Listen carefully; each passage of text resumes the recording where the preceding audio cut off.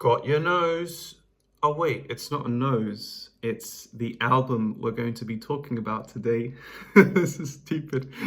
VOURO Na LACHISTO, which is an album made by htarma, who is a Cypriot who lives in Glasgow, and he makes a genre that he defines as spunk.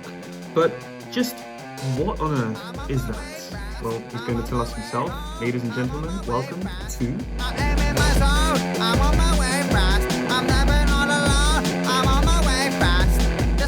Hello. Oh, can you hear me? I can hear you. I can hear you too. Well, Very good. How's life as a Cypriot musician in Glasgow? I don't know. I don't really feel that at the moment because I don't really play shows or anything. I just make music in a room. So I guess it's pretty nice because the flat walls are really thick because of insulation, so they can't really hear me play or record. So that's Nice. nice. Uh, but I really like the music scene here. It's very vibrant. A lot of artists come to play. So I got to see a lot of people live that I never thought I would see them ever. Mm-hmm. Such as? And I saw Horse Jumper of Love, which are an American band that play this slow rock music, which was really cool. I saw Nice. JPEG Mafia. I Oh, saw, nice. yeah, I saw, damn, I need to write this down. Uh, Yeah, just off the So top of your head. Idols, yeah. So Idols was a big gig for me because it was the first artist that I was really into that I saw live, and because they were also a punk band, that was a big moment for me. Nearly broke my leg in the gig, so that Oh, was wow. chaotic. Yeah, a guy stepped on my leg, and then when I was jumping, I twisted my ankle. So next day I just couldn't walk. Yeah, Oh, crap. but But it it is wasn't what it is. anything too serious. No, no, it was okay. I mean, probably should have gone to the doctor, but I didn't. So yeah, Hmm. And so apart from those live shows and stuff, I guess you're prioritizing your studies before you go back to Cyprus. How are they going? What are you Mhm. studying? I graduated in late June, so a bit more than 2 months ago. I finished electronics engineering. I currently have a job here, getting some experience and some money before potentially moving back. I don't know. I want to gig here definitely before I move anywhere else. So. Hmm. Yeah, that would be a great experience to then take back with you. But just in general, you said you haven't since you've been there, you haven't played any live shows Uh, for any because you were studying or. Pretty much, yeah. I think if I had more free time, I want the live shows to be kind of unique. So what I have in mind is basically the songs are gonna get remixed live in a way. So it's gonna be like a very electronic uh, type of thing, and it's only going to be me on the stage. So there's not gonna be any bands. So it's gonna be a backing track. So I want to be able to kind of control the backing track. So yeah, I'm still figuring some stuff out, but yeah, Yeah. that's the plan. Hmm. And going back to, I mean, apart from the live shows you've been able to attend, has living there with that scene and everything modified your music tastes or your approach to making music? I would say so, yeah. I think because people are really into bands here, it's not like I feel like the US is more into rap music at the moment. And if you're in London, you're more likely to be into grime. Whereas here, don't really have that type of influence. Uh, it's more focused for bands, I think. That's what I've noticed. So definitely going to gigs and seeing bands live and seeing how people appreciate that type of music, musicality here. I feel like that gave me a new perspective on certain things. Hmm. Okay, So that's yeah. that's interesting. I don't know how it is right now, But when I was in Madrid, Madrid had a big band underground scene. For anyone like living in London or anywhere else in the UK or even in Europe, would you recommend going to Glasgow if they're looking for this like kind of live band scene? Hmm. I guess it depends on the genre. Right now, I'm not I'm not sure what type of genre is big in the underground scene right now. I feel like there's a lot of different subgenres that you can get into here. There's a big hardcore scene here, definitely a big indie scene as well. Uh, but yeah, I don't know. I don't feel like I'm the person to ask that question, but it's definitely a place that it has a very live music scene. You can feel it. Mm-hmm. All right, that's cool. So let's get into your album now. VOURO Na LACHISTO or LACHISTO? Which is still, yes, yes. LACHISTO. Cool. Um, so this concept of spunk that Hmm. you describe it as, obviously it inherits the DIY spirit of punk, but you can definitely hear like other styles in your music, some hyper poppy stuff, and you described it as very much inheriting internet algorithm culture and that kind of stuff. Hmm. So for like a casual listener that just listen to the radio or top 40s playlists, how would you Hmm. describe this style, this genre? So it's definitely a blend of different types of rock genres, and it's very digitized because of the electronic drums and kind of the bass uh, in it as well. So I would say it's a very digitized punk, post-punk thing. Maybe you can call it experimental uh, because it's got some new ideas in it as well. And but I don't know if it's experimental because it's catchy and people don't really think of catchy things as experimental. So I would. I mean, mhm, experimental doesn't just mean that it's like chaotic and only yeah. nerds listen to it. I think experimental stuff there's tons of examples of experimental stuff that has later gone into the mainstream. But I would Hmm. definitely call there's definitely some stuff you've got going on in there that I Hmm. think is experimental too. Okay. Well, yeah, yeah. I just don't really think when I make the music, I don't really have a specific genre or sound in mind. For example, I was really big into punk and post-punk growing up, and then I found if you listen to my earlier stuff, they're much more punk and grunge influenced. And then I kind of found hyperpop, and I kind of fell in love with the genre. So I just naturally incorporated certain elements of it in the music. Uh, yeah, I guess I would call it kind of a hyper uh, post-punk modern rock thing. I don't know. It's such a very weird mixture of genres, honestly. Yeah, but it makes a lot of sense them going together. At least Yeah, sonically, it.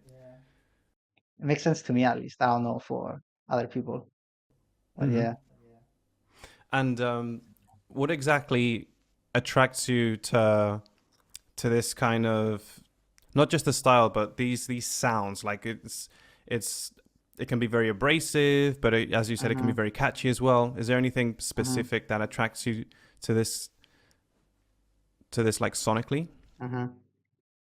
Uh, I think so. I don't know. The music I make, I only make songs that I would listen to.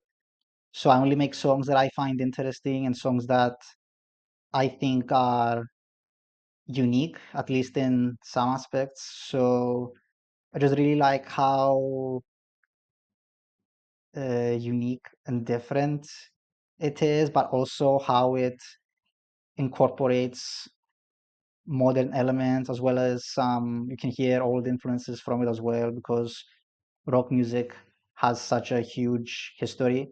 But I don't really consider it rock music at this point. I feel it's very detached from rock music, but I can see why people would consider it rock music. Uh, yeah, I think that's my answer to that. Yeah, I mean, you've got one of the main instruments, or at least one of the instruments that's at the forefront, at least on Hmm. this album, is the guitar, like the electric guitar, and you've got different Yeah. kind of distortions going on. So I can see that rock comparison, but yeah, it Hmm. definitely is there. Maybe I don't know if you use it as a basis and then you add stuff on top of it, or do you just throw everything Hmm. in? I feel like the songs initially start as basic rock songs, and then I record them. I see how they can be changed or how they can be evolved, and then maybe the song changes completely, or maybe I dub over parts that are not very rock standard. Maybe the drums are weirder. Maybe, yeah, something like that.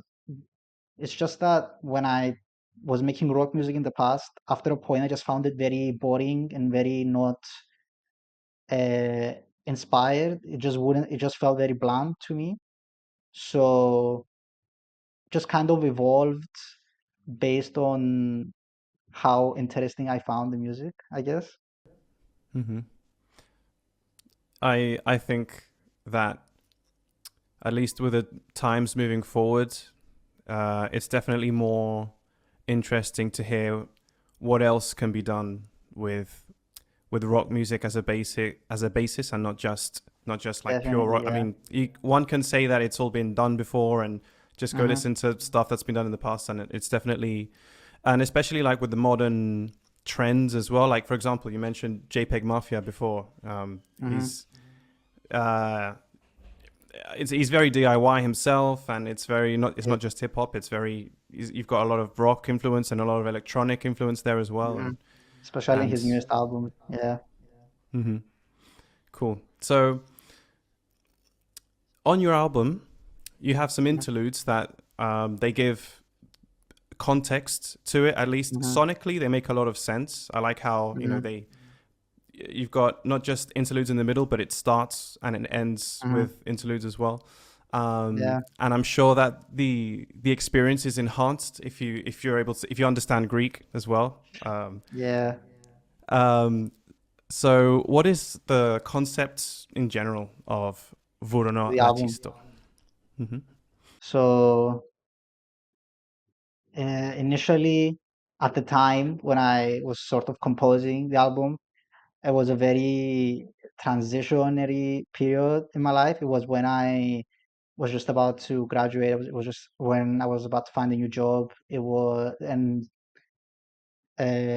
especially with the people around me, there were discussions of going back home and not staying abroad.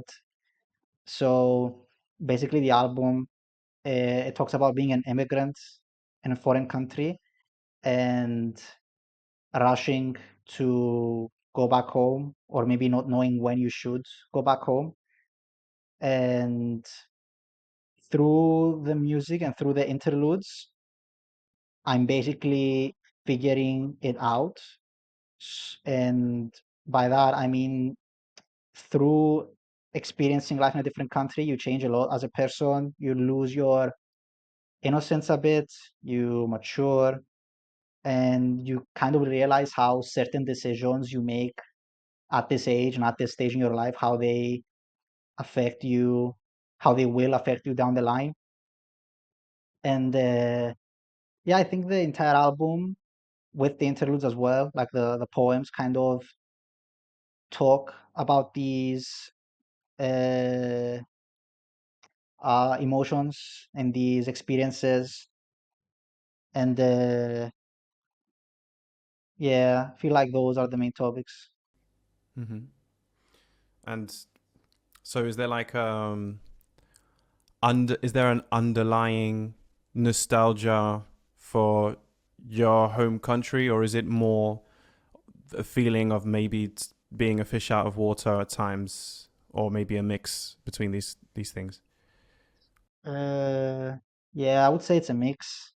For example, I doubt, well, I mean, at least most people that migrate to other places.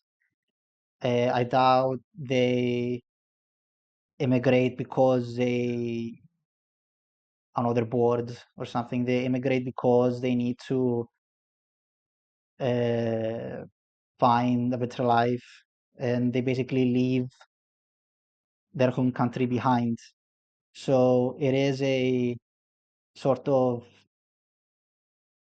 nostalgia thing, definitely, especially because the video, uh, the first part of the video, at least for the first song, it's just driving around in Cyprus, and the song is very direct in the sense that it talks about wanting to go back home quickly. And sorry, I zoned out, lost my train of thought. And yeah, definitely sometimes you do feel a bit lost being on your own in another country. So yeah, I think it stems from those emotions, definitely. Yeah, that I was gonna say. I'm gonna come back to like the first video as well, but the scenery was too Mediterranean for it to be Glasgow. There was no doubt that you were driving around Yeah, Cyprus in that yeah. video. And so, what sonic influences would you say this album has? You mean bands or? Yeah, like what kind of does it? Do you have like a direct apart from because you said before it's stuff that you would want to hear. So is there anything Hmm. specific, any artists or music that it's influenced by?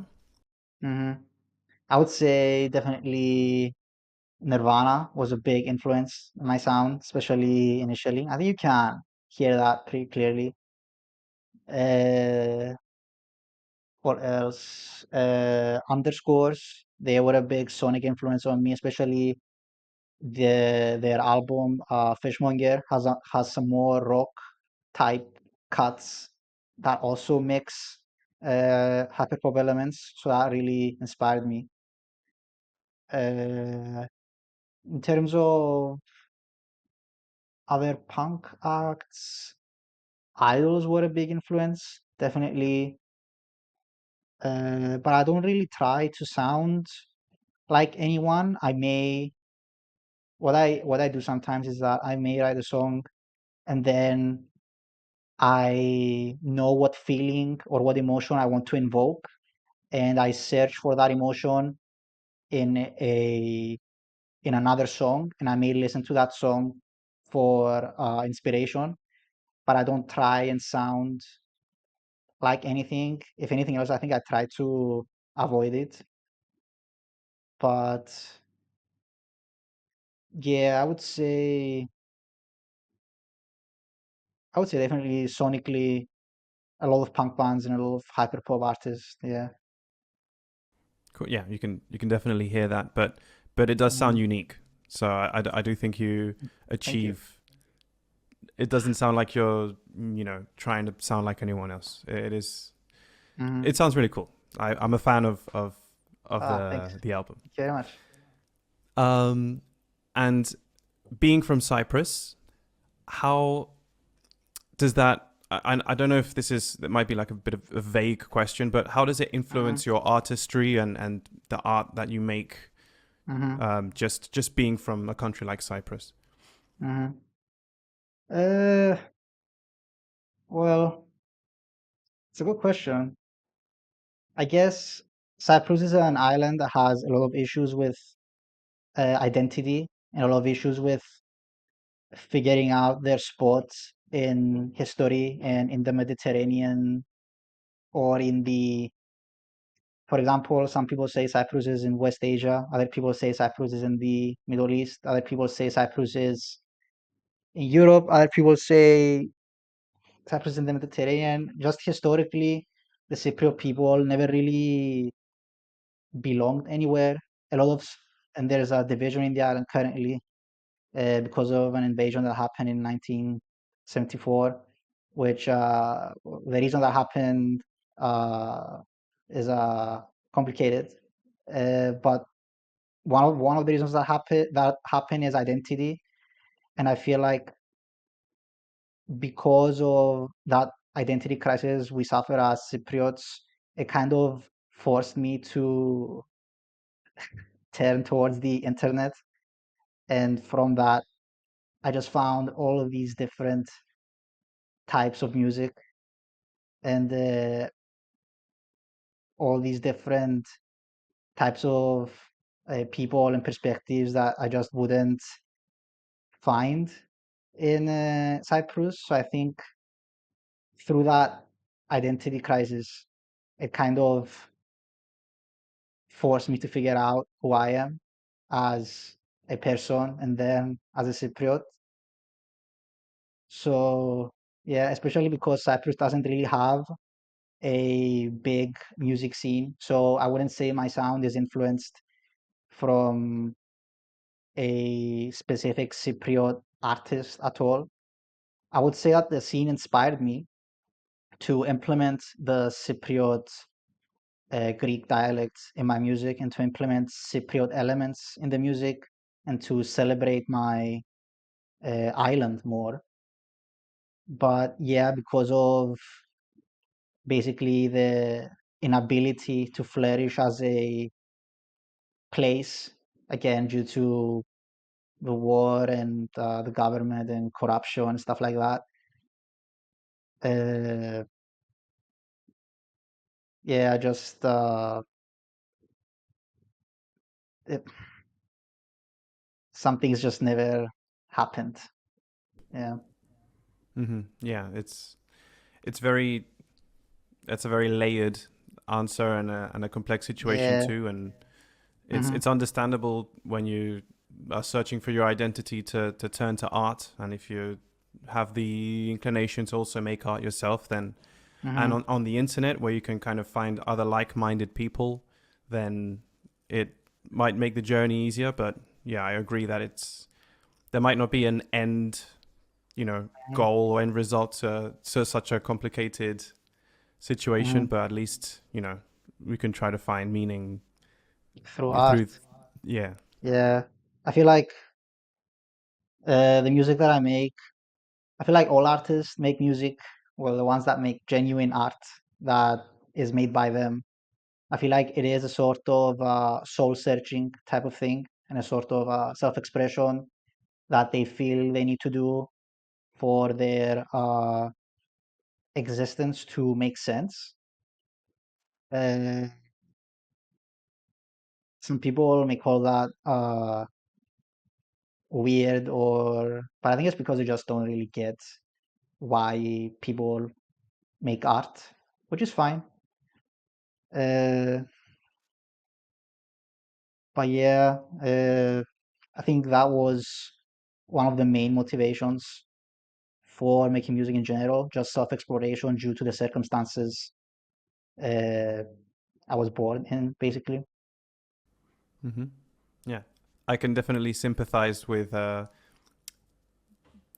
having a little, well, not even little, finding your identity, not being sure of what that is.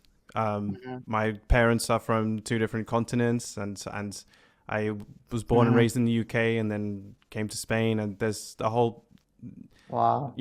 Yeah, every I can time someone understand. says, where are you from? It's such a difficult question. I have Yeah. like a small paragraph prepared to answer. So hmm with art, that also, I mean, I kind of maybe the way that you incorporate um, different things in your music that maybe at first glance don't go together.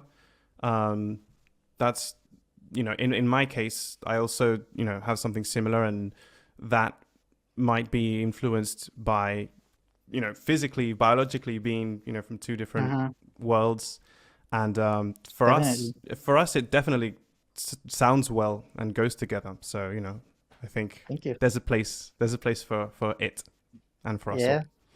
From the crisis, you get art. So it's a good, Exactly.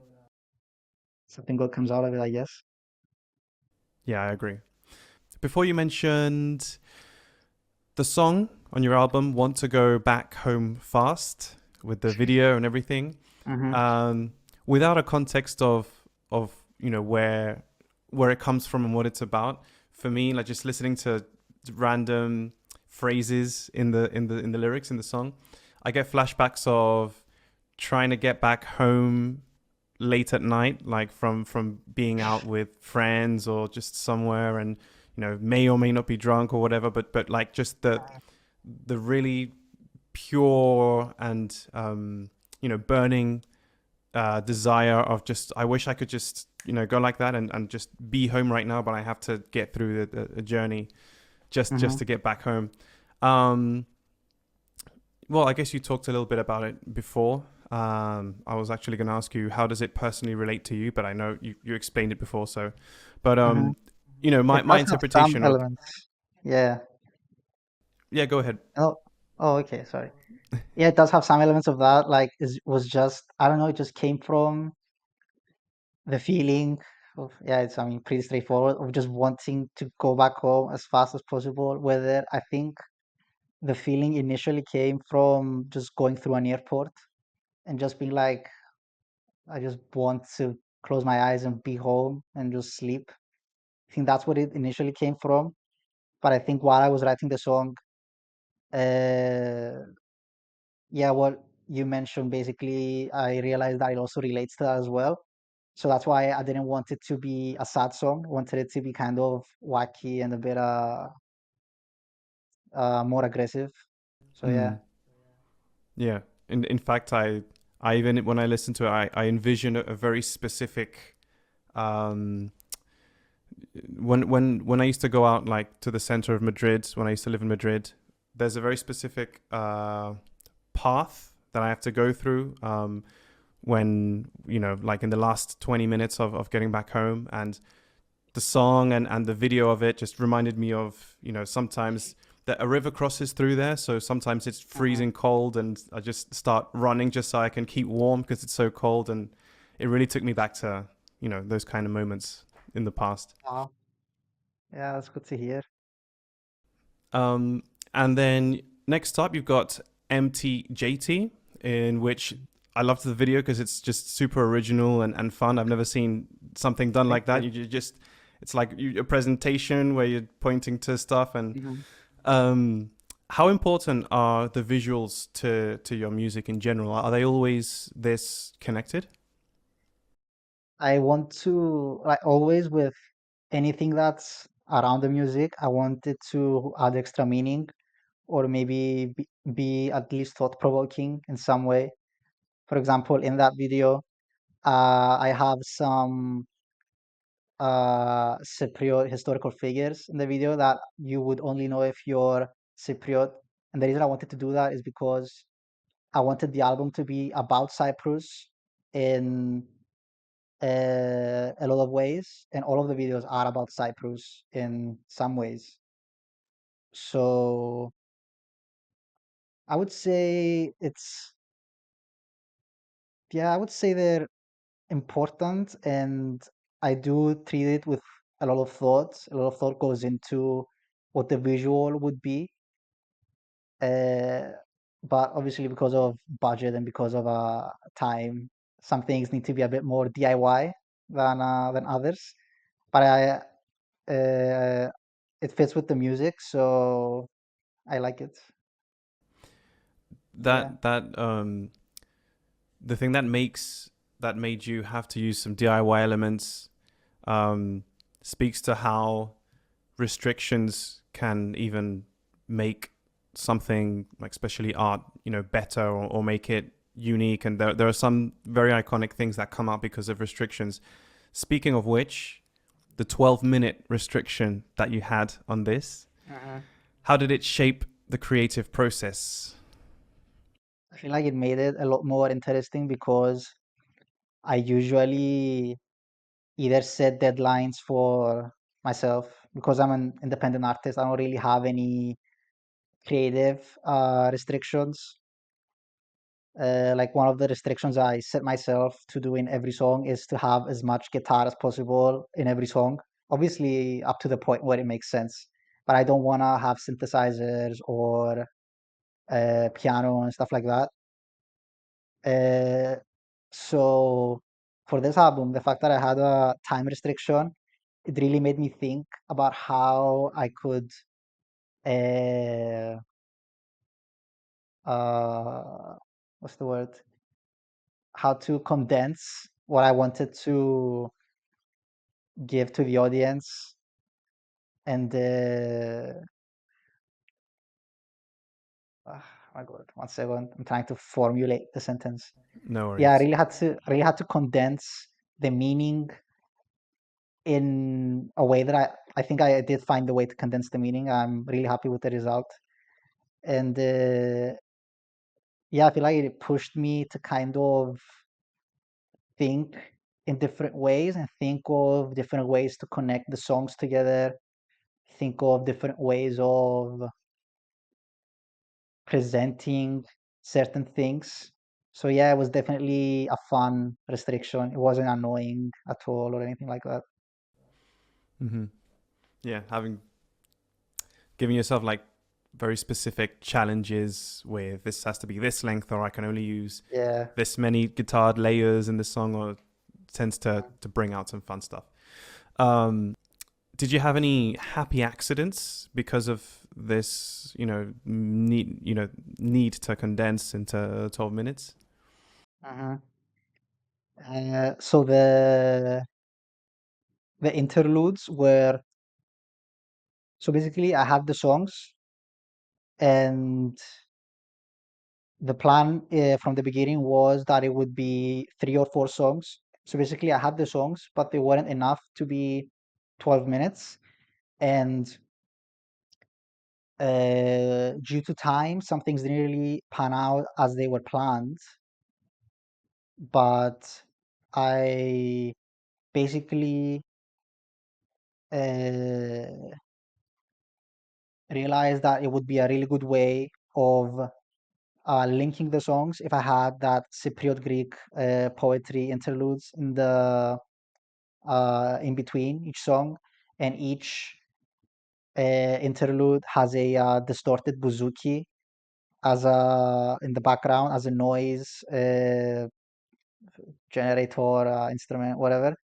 And I think that really benefited the album. So the fact that I just didn't plan very well, and I just kind of let things flow as they flowed, I think it really made the album very special. That's awesome. Mhm. Um, what is the ideal or an ideal moment to listen to VOURO NA LACHISTO? Pronouncing it very well, by the way. Thank you. Thank you. I practiced a little bit.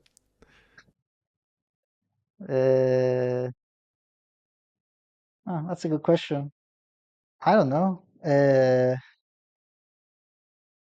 Probably at least the first song when you're on your way home. Definitely that first song.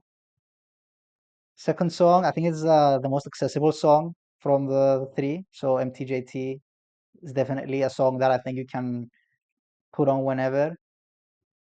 And the third one is the darkest one.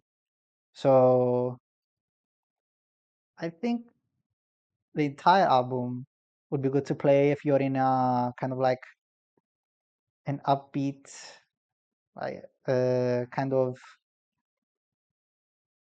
maybe, no, I don't know. Definitely, it's not a sad it's not a sad album or a happy album. So if you're not sad and you're not happy, you should listen to VOURO NA LACHISTO.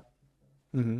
It's definitely upbeat, and I think next time I have to commute back home late at night or whatever, I'm gonna at least listen to that first song. Nice. Thank you. Yes, that's a Um, good idea. yeah. And by the way, what's the symbolism behind burning the baby doll in the final track in the video? It's about losing your innocence or inner child, or the fact that it's burning. You can even say that it's being taken away from you by your environment in a way. So that was the reasoning behind it. I wanted to destroy something that symbolized uh, how naive you are as a child. And I think being a child, being a child that plays with dolls, I feel like that's a very childlike thing to do. And obviously, you don't do that. I mean, some people do that when they're older. But yeah, it's just something you leave behind and that you remember fondly when you look at other children playing with dolls. You remember, oh, I used to play with this doll, and it was my favorite, and it had this name and whatever. So yeah, that was the intention behind that, to destroy your inner child and your innocence. Mm-hmm. The visuals are definitely pretty gnarly. Thank Very, you. very Yeah. shocking. But yeah, awesome. Okay, well, we're in the final stretch of this interview, Mm-hmm. so these questions are a bit more rapid fire in nature, although you can extend yourself whatever you want if you need to. Mm-hmm. So, the 12 Min album label, have you had the chance to listen to any other albums on? And Yeah, of course. what are you more attracted to? What did you like? What stands out to Uh, you? So there's this one album that's very glitchy, very weird. I think it's called BB2. Yes.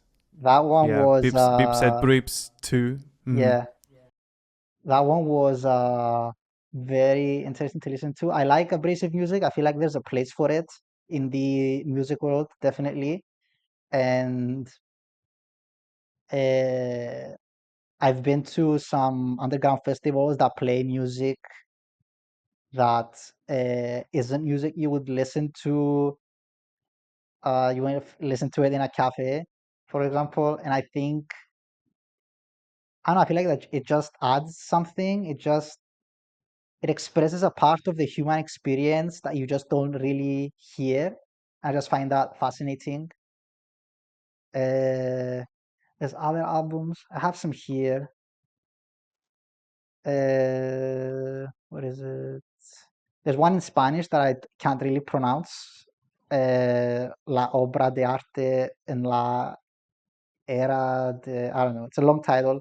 That But was that was some great pronunciation. really, okay. Yeah. Thank you.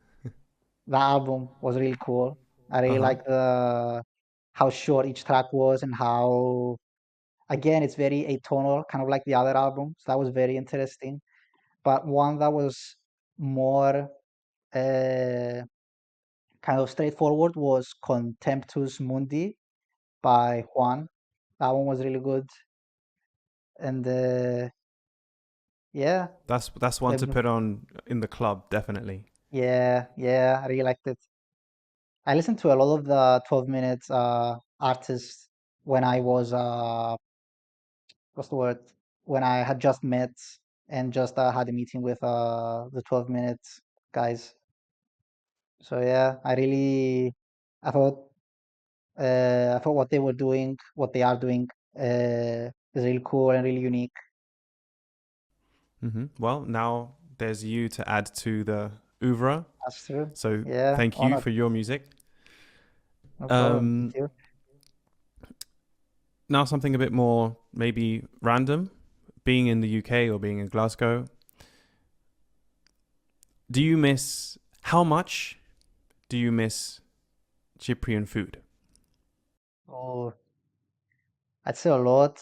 Some people confuse Cypriot food with Greek food, which I think is it's weird because we do have a lot of things that Greek people don't have, or we prepare them in a vastly different way than they do.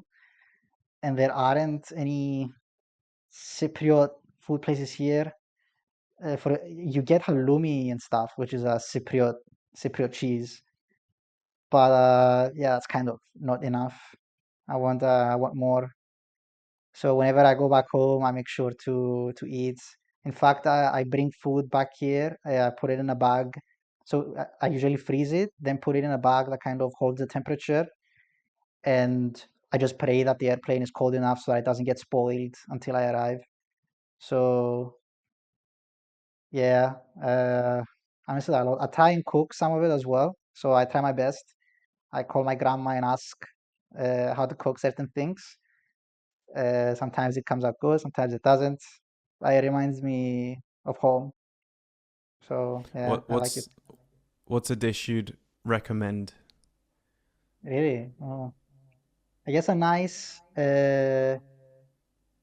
So there's two dishes, I guess, that are easy and simple to make. So one thing would be to so first it's basically boiled chicken with pasta. What you do is you boil the chicken with sometimes vegetables, but you use chicken stock. You boil the chicken in that, and then you put your pasta in that broth. So your pasta comes out and it's very tasty. Tastes a lot like it's very rich in flavor. And then you add halloumi on top of your pasta, and you eat your chicken with a lot of lemon and salt. And Mm. that just is such a nice comfort food. And the other thing that we make is called purkuri, which is basically bulgur wheat. I think it's called in English, Mm-hmm. and it's prepared in. I think the method is called pilafi, which basically means in tomato sauce. So you prepare the bulgur wheat in tomato sauce, and then you eat it as a substitute for uh, rice, basically. And that's a very nice side to have. Tastes very has a very unique taste, and if you make it well, it's very tomatoey and delicious. Mm-hmm. I'll Yeah, definitely look that up. look that I'm up. a Yeah, fan I of think it's yeah. yeah, Sorry, I'm a what were you fan going to of say? discovering, Hmm. new and worldly So foods those and two stuff. things, if I can make them, I'm sure you can make them. So there's other more difficult recipes, obviously, but I just make those because they're the easiest right now. Mm-hmm. Interesting, cool. Um, what do you think of Eurovision? Wow. Uh, did not expect that type of question. I have mixed feelings for Eurovision. I like how it celebrates different cultures and different countries, but the sad thing is that most of the countries just care to win, so they just create generic club hits and they don't celebrate their tradition at all. For example, Cypriots would enter the competition with a Greek singer that would sing in English, and it just doesn't make sense to me. Why wouldn't you have a Cypriot singer singing either Cypriot Greek or Cypriot Turkish? And I don't know, wear maybe traditional clothing to kind of celebrate the culture. Mm-hmm. I feel like it should be uh, a a rule in the competition where the countries need to have at least one aspect that is traditional and one aspect that represents the country at least. I feel Yeah, like that's very important. Also, you I had feel like the that's the recent point. incident. I Yeah, feel like that's the exactly. point of the festival. So I don't Exactly. understand. Yeah, why Hmm. it's English. I mean, a lot of the when I I stopped watching it years ago. It's something that Hmm. when I used to watch TV with my family at home or whatever, Hmm. we'd put it on. But when we did, whenever there was, it's more rare, I think, for a country to come out in their own language, especially when it's not like I agree. English or Spanish or French. And so, Yeah. whenever a country comes out in their own language and is more and has more of their country's identity in the show, that's definitely something I I love that. It's liked to see. just so interesting. So in this Eurovision, there was this one song by Estonia. I think the lyrics are just about drugs and stuff, but it just sounds so catchy and so unique because they use traditional instruments and they use their own Mm. language. And it was a rap song, but it still sounded very Estonian. And I think that's the point that should be the point of the song contest. Also, they for some reason, even though it's a contest that is about different countries and a share of culture and whatever, they shy away from political matters as well. Mm. But by I don't know, I just feel like even though it's a celebration of different countries, I feel like they celebrate other countries more than others, and I feel like they don't respect other countries as much as they should. But you know, that comes with a whole different, that's the political landscape of it. So Yeah. that's a whole nother story. Yeah. And then we could talk another hour about like following the money and everything, but Yeah, yeah. yeah, I definitely agree with you.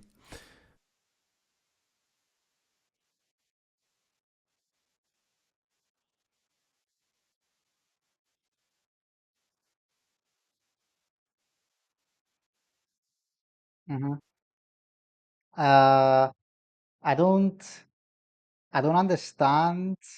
Well, I stopped listening to playlists made by other people, because especially from Spotify and stuff, I just feel like it don't really capture sometimes what the playlist is about. Like they may call the playlist all new punk playlist and it's just two new songs every month or something like that. It just gets very sad after a point. So I just don't really listen to playlists like that anymore. I make my own playlist, definitely. And I have a playlist that, you know, different playlists for different moods or for when you're doing different activities, stuff like that. But lately, I haven't even been listening to playlists. I listen to albums through streamings, and I think it's because usually an album captures the if a good album really has the soundscape. It has a similar soundscape, and there's different moods within that soundscape, and that makes it easier to listen to for a long period of time. Whereas with a playlist, it might go from like a really aggressive song to a less aggressive song, and the less aggressive song has a different vocalist, different instruments, stuff like that. And I think that just takes me out of the experience a bit. Obviously, sometimes I do listen to just random songs, but most of the time I try and listen to albums. Physically, though, I have a vinyl player. I really like vinyl. I really like my vinyl collection. I do have some deep cuts that you don't find on streaming, which I'm a fan of. Like some weird Jimi Hendrix stuff that I you can only hear on YouTube. That stuff is kind of like my favorite stuff of his. Uh, and just some weird, maybe live album stuff like that. I don't have my vinyl player set up though. I just moved, so I do need to set it up one day. Just have a listening session. Uh, but the main way I listen to music is streaming.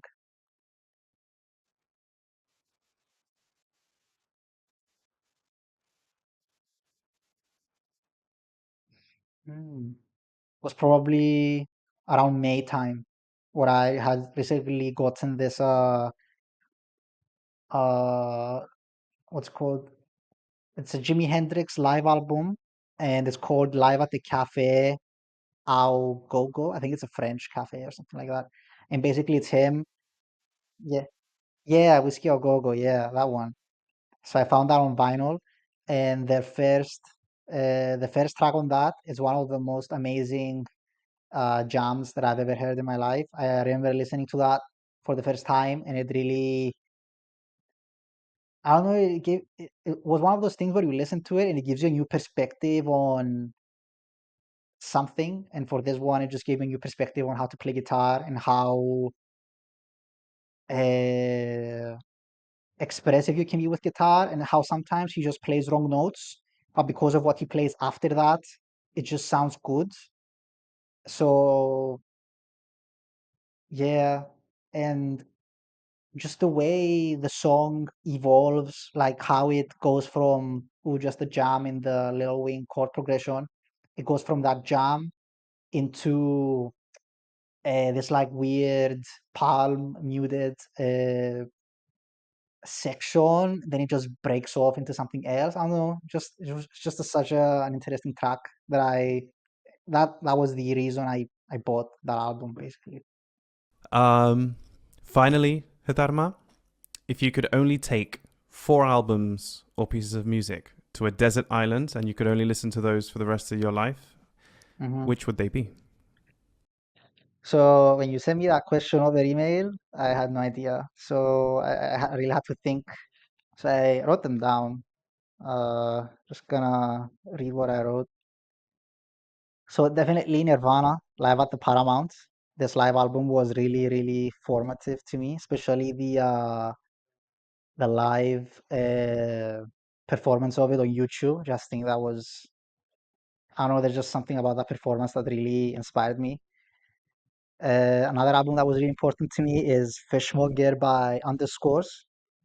That kind of really kind of opened the horizons a bit for me. So it really showed me certain things that I didn't thought were able to be combined in terms of music genres and stuff.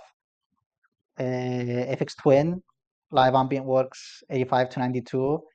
I just feel Nice. like that album is a great lesson in song structure and just having these simple elements combined together that create something complex and rich.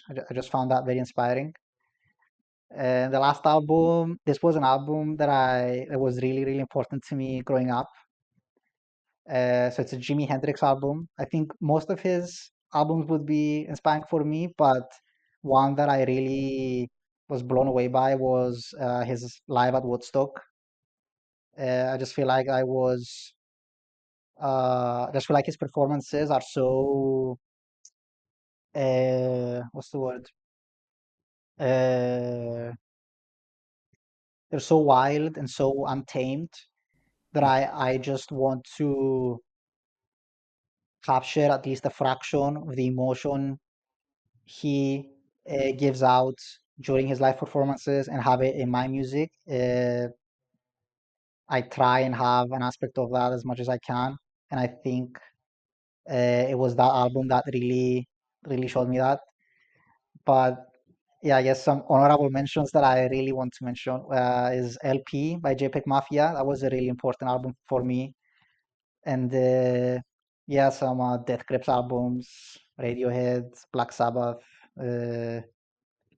Yeah, a lot of bands really inspire me, especially in the streaming age. I feel like it's difficult to narrow down a lot Yeah. of the music you listen to. Hmm. Uh, so yeah, right now those are the four albums I would take to the desert island. Very respectable and very iconic as well. Thank you, thank you, Well, htarma, thanks very much for taking the time thank to you. talk to me. And I wish you the best in, getting a job, working, and then getting gigs and everything, and getting the Thank you very most much. out of being there in Glasgow. And anything you want to leave the audience with or add?